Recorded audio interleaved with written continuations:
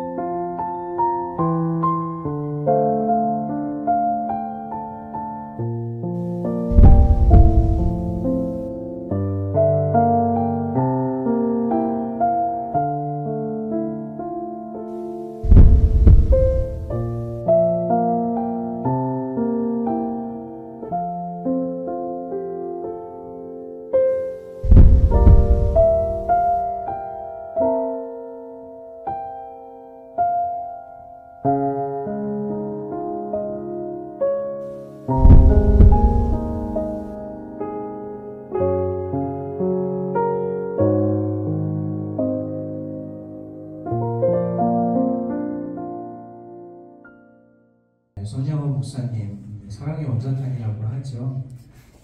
자기 아들을 죽인 그 원수를 오히려 자신의 양아들로 삼았더라는 것. 어떻게 그 사랑하고 또 그렇게 감사할 수 있을까? 손영원 목사님이 이제 경남 함안 출신이시거든요. 지금 그 함안에 태어난 곳에 아마 생가가 있을 것으로 한 곳을 이제 복원을 하고 바로 그 옆에 기념관을 세웠습니다. 그래서 그 기념관 들어가는 입구에 저 9가지 감사의 기도 제목이 쫙 나열되어 있거든요. 그래서 이제 손영 목사님께서 참 우리가 할 수 없는 그 부분에 대해서 하시는 것, 그것만으로도 우리에게 얼마나 많은 귀감이 되는지 모릅니다. 디모데전서 말씀 가운데 감사함으로 받으면 버릴 것이 없다, 그렇게 말씀하시죠. 만약 우리에게 이루어지는 모든 행하는 일들이 하나님으로부터 말미암은 것이라면요, 우린 버릴 게 없는 거죠. 그 어떤 상황에서도 우리는 감사할 수 있다라는 겁니다. 그러므로 이것이 정말 하나님이 주신 환경이라면 그 주신 환경에 감사하며 나아가는 것, 그것이 우리가 해야 할 일입니다. 근데 우리는 이 세상에 속한 자녀들이 아닙니다. 저 하늘에 속한 자녀들이죠. 그렇기 때문에 우리는 이 세상에 속한 그러한 사람들처럼 육의 양식을 위해서만 살아가는 것이 아닙니다.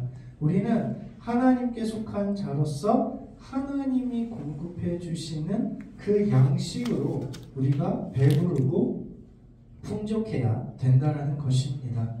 오늘 본문 말씀 보시면요, 예수님을 만났던 사마리아 여인이 예수님에게 주시는 참된 생명수를 그렇게 얻었고, 그 얻은 다음에 바로 그 사마리아 지역에 들어가서 복음을 전하는 것을 볼 수 있습니다.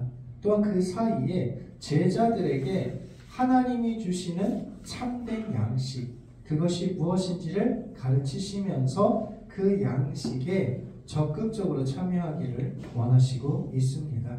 오늘 말씀을 살펴보면서 과연 하나님이 주시는 참된 양식은 무엇인가?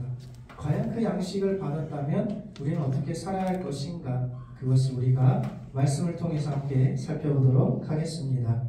예수님이 6월절을 예루살렘에서 보내신 이후에 다시 이제 갈릴리로 돌아가시려고 했습니다. 그런데 예수님께서 의도적으로 사마리아 지역을 통과하셨다는 겁니다.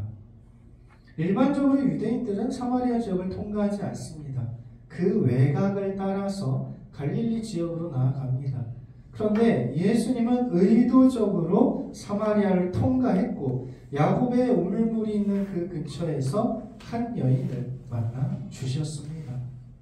그 여인에게 목마르지 않는 영원한 생명수를 허락하셨고, 또한 제자들에게 오늘 본문 말씀 가운데 너희도 그와 같이 참된 양식을 먹고 아버지 일에 참여하라고 말씀을 증거하고 있습니다.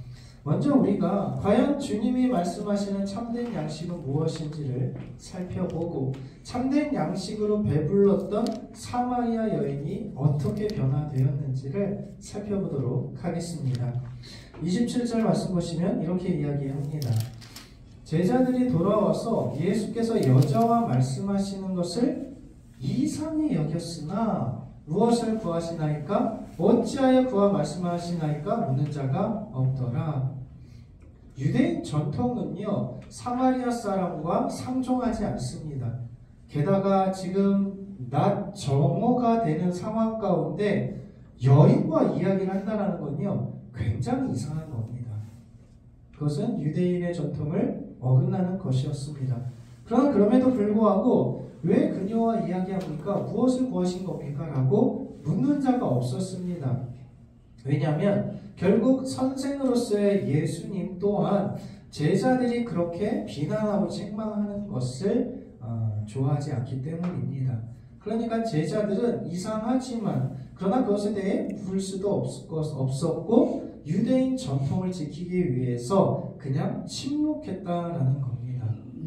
그 다음 28절에서 30절 보시면 그 부분이 넘어가게 되고 31절에 다시 제자들에 대해서 이야기하는 걸 볼 수 있습니다. 31절 보시면 제자들이 이제 예수님께 나왔습니다. 라비어 잡수소서. 근데 예수님이 뭐라고 이야기하시냐면 내게는 너희가 알지 못하는 먹을 양식이 있느니라. 그러니까 제자들이 깜짝 놀라는 거죠. 아니 누가 예수님 잡수실 것을 갖다 드렸는가? 이건 당연한 겁니다. 왜요? 지금 현재 이 지역은 사마리아 지역이고요. 유대인과 사마리아 지역은 서로 그렇게 다툼과 좋아하지 않기 때문에 풍족한 양식을 그렇게 쉽게 줄 리가 없습니다. 게다가 지금 예수님은 여인을 만났습니다. 그것도 물을 기르러 나온 여인. 여인이 그 물동이에 물을 꽉 채우고 다시 돌아가야 하기 때문에 예수님이 드실 만큼의 풍족한 양식을 갖고 다니지는 않았을 것입니다. 그러니까 지금 제자들이요 먹을 것을 구해온 것도 어떻게 보면 기적과 같은 일입니다. 사실은 사마리아 지역에서 상종하지 않는데 그들에게 가서 먹을 것을 구해온다. 때로는 들에 나가서 뭔가를 따오거나 뭔가 그렇게 했겠죠. 그만큼 이들이 음식을 구하는 것도 쉽지 않았습니다. 그런데 아니 먹을 양식을 누가 예수님께 갖다 드렸는가? 그게 의문이었죠. 그때 예수님이 뭐라고 말씀하고 있습니까? 34절 말씀. 예수께서 이르시되 나의 양식은 나를 보내신 이의 뜻을 행하며 그의 일을 온전히 이루는 이것이니라. 지금 예수님이 먹을 양식으로 배부르시다고 말씀하시는 거죠. 왜 그렇습니까? 나를 보내신 아버지의 뜻을 내가 지금 행했고 그 일을 온전히 이뤘기 때문에 지금 나는 지금 먹을 양식을 먹었다는 거죠. 그러니까 아버지의 뜻이 뭐예요? 사마리아 지역에도 복음이 증거되고 선포되는 것. 그래서 사마리아 여인에게 복음이 증거되었고 여인을 통해 지금 마을에 가서 예수 그리스도의 복음이 증거되고 있습니다. 그 일이 바로 아버지께서 원하시는 뜻이라는 거죠. 그 뜻을 행하고 나고 그 뜻으로 아버지의 뜻을 이루는 것으로 인해 예수님은 지금 풍족하시다. 그렇게 말씀하고 있습니다. 예수님은 복음이 증거되고 전파됨으로 영적인 배부름을 얻으셨던 겁니다. 35절 말씀 보시면 이렇게 이야기합니다. 너희는 넉 달이 지나야 추수할 때가 이르겠다 하지 아니하느냐? 지금 앞으로 추수되려면 한 4달 정도의 기간이 남았던 것 같습니다. 그런데 나는 너희에게 이르노니 눈을 들어 밭을 보라. 휘어져 추수하게 되었도다. 영적인 눈을 들어서 아버지가 원하는 뜻을 우리가 깨닫는다면 지금 영적으로 완전히 추수할 때가 됐다라는 거죠. 곡식이 완전히 무르익어서 하얗게 반짝반짝 빛나는 그런 휘어진 것처럼 추수할 때가 됐다라는 겁니다. 이 말씀은 마태복음에서도 동일하게 말씀을 하시죠. 마태복음 말씀 보시면 제자들에게 무엇을 이야기합니까? 추수할 것은 많되 일꾼이 적으니 추수하는 주인에게 추수할 일꾼들을 보내주소서 하라. 지금 영적으로는요, 지금 완전히 무르익어가지고 빨리 걷어야 되는데 일꾼이 없다라고 이야기하고 있는 겁니다. 36절, 37절 말씀 보시면 또 이렇게 이야기합니다. 거두는 자가 이미 삭을 받았다. 보통 우리가 추수할 때 어떤 사람을 고용하면 일이 끝난 다음에 그 임금을 받게 되는 거 아닙니까? 근데 이제 이미 삭을 줬다라는 거예요. 아직 일도 하지 않았는데 이미 받았다는 거죠. 그러니까 지금 이 일꾼들은 이 밭에 추수를 해야 할 의무가 있는 겁니다. 이미 돈을 받았기 때문에. 그래서 뿌리는 자는 이 고용원들을 통해서 추수할 것이 있기 때문에 기뻐하고 즐거워하고, 또한 이 거두는 자들은 임금을 먼저 받았기 때문에 기뻐하고 즐거워할 것이다. 그렇게 이야기합니다. 그런데 한 가지 우리가 생각해 볼 부분이 있습니다. 37절 8절 말씀 보시면 한 사람이 심고 다른 사람이 거둔다는 말이 옳도다. 너희로 노력하지 아니한 것을 거두러 보내었노니 다른 사람들은 노력하였고 너희는 그들이 노력한 것에 참여하였느니라. 무슨 말입니까? 우리가 영적인 추수가 일어날 때에는 오직 너의 공로로만 되지 않는다는 거죠. 어떤 사람이 심었다면 어떤 사람들이 거두는 사람이 따로 있다라는 겁니다. 그래서 다른 사람이 열심히 뿌리고 심고 관리를 하고 보관했기 때문에 너희는 여태까지 그들이 열심히 수고하고 헌신한 것을 거두는 일에 참여하는 것뿐이다. 마치 너희가 모든 것을 다 해서 너희의 힘과 노력으로 이 추수를 할 것이라고 생각하지 말라라는 거죠. 이것을 다른 말씀으로 본다면 이 고린도 교회를 보시면 사도 바울이 이제 고린도 교회의 성도들을 책망하죠. 왜냐하면 그들이 분파가 나눠져 있었던 겁니다. 아볼로파, 바울파, 게바파, 나는 그리스도파. 그래서 지금 사도 바울이 고린도전서 3장에 무엇을 이야기합니까? 말씀 보시면 나는 바울은 심었고 아볼로는 물을 주었지만 하나님께서 자라나게 하셨나니 심는 이나 물 주는 이는 아무것도 아니로되 자라게 하시는 이는 하나님뿐이니라. 그렇죠? 내가 심었습니다. 그리고 그것이 자란 다음에 물을 줍니다. 그러나 그 땅의 양분과 내려지는 비와 또 따스한 햇볕, 자라게 하시는 이는 하나님이라는 거죠. 그래서 우리는 내가 어떤 영적 추수를 통해서 나를 통해 어떤 사람들이 전도했다고 해서 그렇게 자랑할 필요가 없는 것입니다. 결국 예수님은 무엇을 이야기합니까? 너희는 지금 육체적인 양식보다 영적인 아버지의 뜻을 이루므로 말미암아 영적 양식을 먹으라.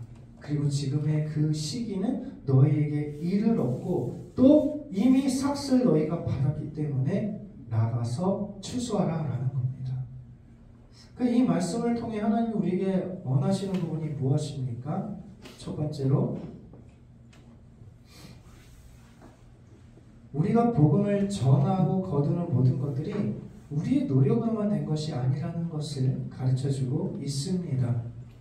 때에 따라 뿌리고 거두는 사람들이 분명히 있다라는 거죠. 그러니까 때로는 우리가 열심히 뿌리기만 했는데 정작 결실을 맺지 못한다. 그래도 실망할 필요가 없는 겁니다. 왜요?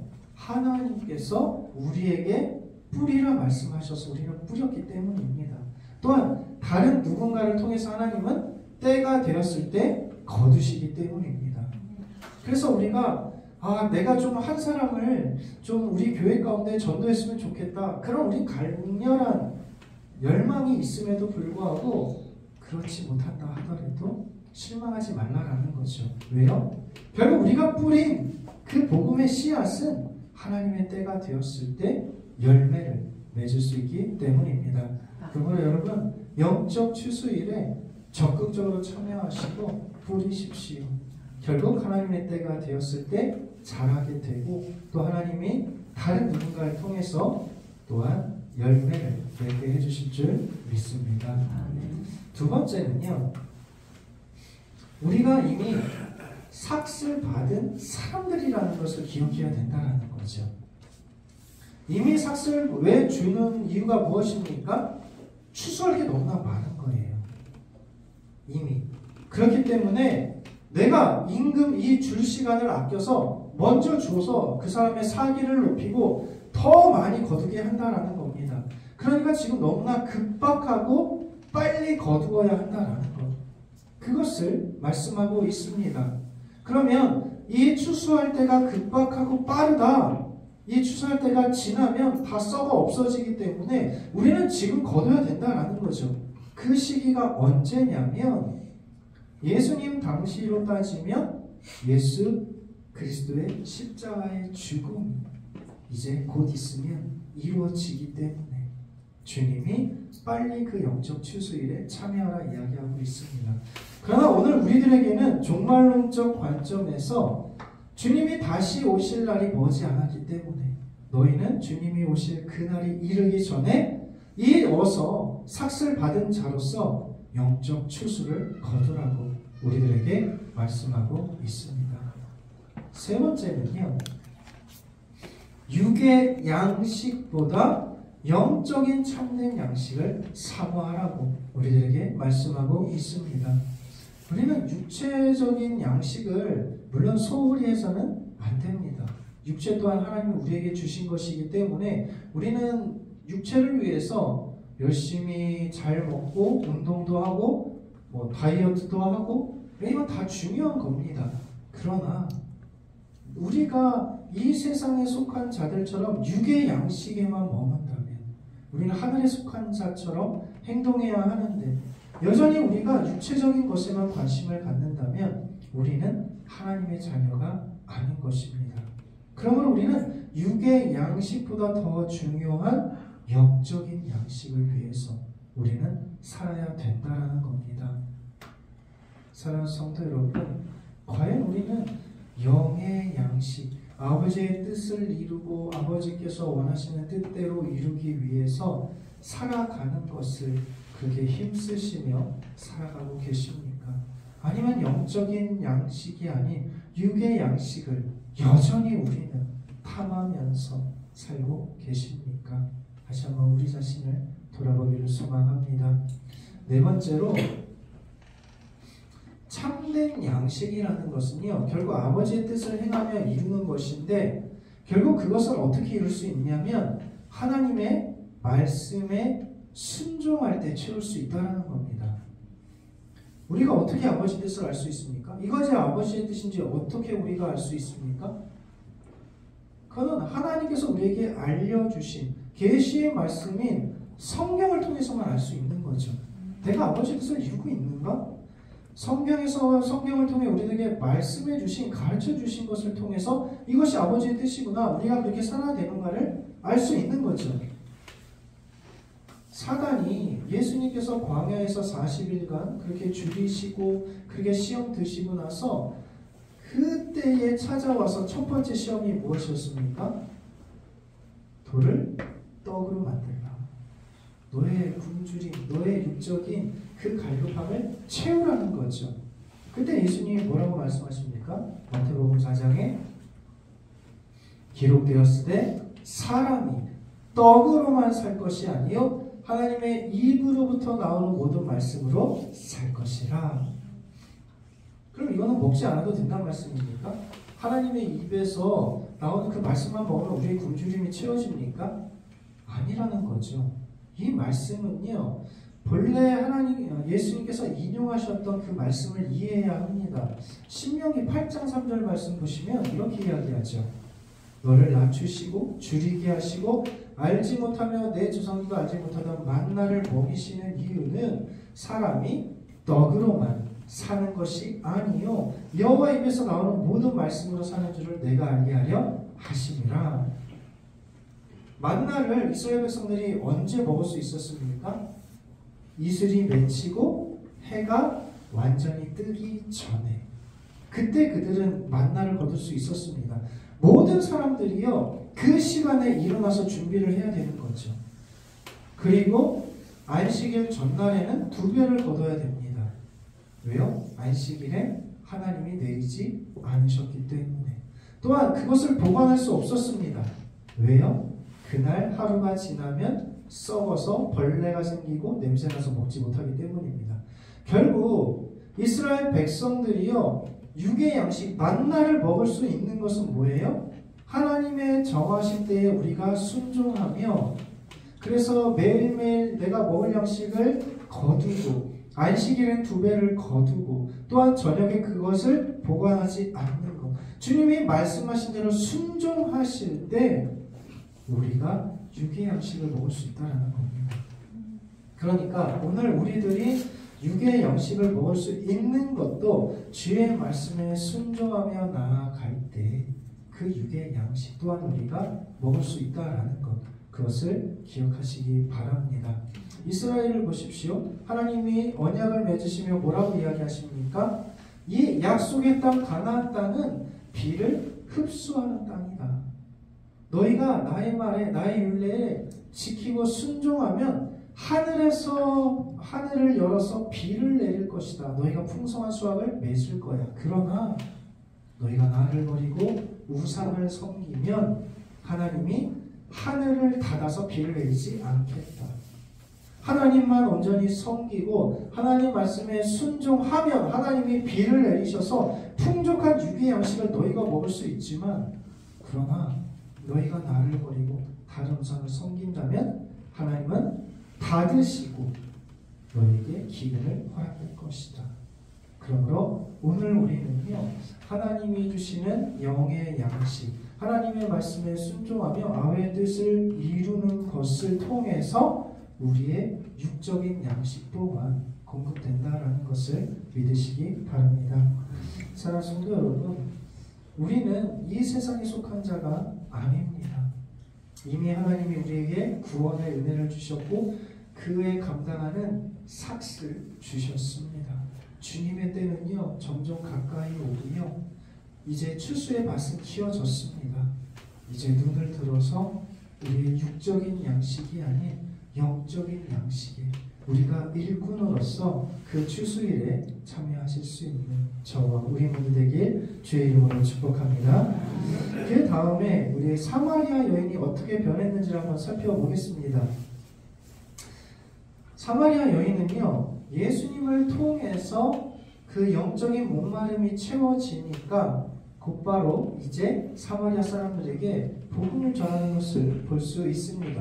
28절에서 30절 말씀 보시면 이렇게 이야기합니다. 여자가 물동이를 버려두고 동네로 들어가서 사람들에게 이르되 내가 행한 모든 일을 내게 말한 사람을 와서 보라. 이는 그리스도가 아니냐. 그랬더니 그들이 동네에서 나와 예수께로 오더라. 그런데요, 우리가 잘 알다시피 사마리아 여인은요, 지금 가장 뜨거운 낮 정오에 아무도 평상시에 물을 기르러 나오지 않는 그 상황에 물을 기르러 나왔습니다. 왜 그렇습니까? 뭔가 떳떳하지 않은 거죠. 함께할 사람이 없는 겁니다. 하지만 내 육적인 목마름은 채워야 하기 때문에 어쩔 수 없이 아무도 그렇게 보지 않는 가장 뜨거운 12시에 물을 기르러 나왔던 것이죠. 그에게는 남편이 6명이나 있었습니다. 하지만 그 앞에 5명의 남자, 그 6번째 남자 또한 이 여인의 목마름을 채우기에는 부족했습니다. 그런 그녀가 예수 그리스도로 인해서 영적인 목마름이 해결이 되니까 이제 그는 아버지의 뜻에 적극적으로 참여하는 것을 볼 수 있습니다. 그 결과가 무엇입니까? 39절 말씀. 여자의 말이 내가 행한 모든 것을 그가 내게 말하였다 증언하므로 동네 중에 많은 사마리아인이 예수를 믿는지라. 사마리아 여인의 상황과 형편을 생각한다면 증거하기 어렵습니다. 얼마나 많은 사람이 수군거릴까요? 그런데 이 여인은 지금 나의 영적인 목마름이 해결되자 예수 그리스도를 전하는 아버지의 뜻을 이루는 일에 적극적으로 나아갔다라는 거죠. 근데 우리가 한 가지 주목할 부분이 있습니다. 28절 말씀 다시 보시면 사도 요한이요, 의도적으로 여자가 물동이를 버려두고 갔다고 설명하고 있습니다. 물동이를 버려두고. 여러분, 이 물동이는 뭐예요? 지금까지 사마리아 여인의 육체적인 목마름, 갈망을 채워주는 귀한 도구입니다. 그런데 그 도구인 물동이를 버려두고 주님의 복음을 증거하러 사마리아 동네로 들어갔다? 이거는 귀한 의미가 있다라는 거죠. 어떤 의미가 있을까요? 첫 번째, 여자가 물동이를 버려두고 갔다라는 것은요, 한시적인 이 목마름, 갈증을 해소하는 이 우물의 물이 덜 중요하다라는 거예요. 이미 이 여인은요, 예수 그리스도로부터 흘러나오는 영원한 생수로 충만하게 젖어 있습니다. 그러니까 이 육체적인 목마름보다 나의 영적인 목마름이 해결되는 게 너무나 중요하다는 것을 여인의 행동을 통해서 우리에게 말씀하고 있습니다. 두 번째 무엇입니까? 영적 목마름을 채울 수 있는 이 기쁜 소식을 전하는 것을 지체할 수 없다라는 거죠. 예수님이 말씀하신 대로 지금 추수밭이 휘어져서 빨리 거두어야 되는데 지금 그렇기 때문에 이 여인은 물동이를 버려두고 나아갔다라는 거죠. 만약에요, 얼마든지 이 여인은 물을 기른 다음에 동네로 들어가도 되는 거 아닙니까? 근데 그렇게 하지 않았다라는 거예요. 나는 이미 삭슬 받았기 때문에 이 육체적인 목마름을 채우는 것보다 더 중요한 아버지의 뜻을 이루는 게 중요하다라는 것을 이 여인이 지금 스스로 보여주고 있다라는 거죠. 이미 밭이 휘어졌기 때문에 지체할 수 없다라는 거예요. 물을 길러서 천천히 그 동네로 나아가는 게 아니라 빨리 가서 이 기쁜 소식을 전해야 되겠다라는 겁니다. 세 번째 무엇입니까? 이 물동이는요, 지금까지 여인의 육체적인 목마름을 채우는 수단이었습니다. 그러니까 이건 되게 중요한 거거든요. 이거는 그냥 버린다라는 의미가 아니라 이 여인이 복음을 전하고 다시 돌아온다라는 것을 암시하고 있습니다. 그러나 이 여인이 다시 돌아왔을 때 그 물동이는 그의 육체를 채우는 데 쓰이는 것이 아니라 이제 예수 그리스도로부터 나오는 영적인 목마름, 그것을 채우는데 사용된다라는 겁니다. 우리가 한번 예수님을 만났다고 해서 우리의 영적인 목마름이 계속 충만하게 있습니까? 아닙니다.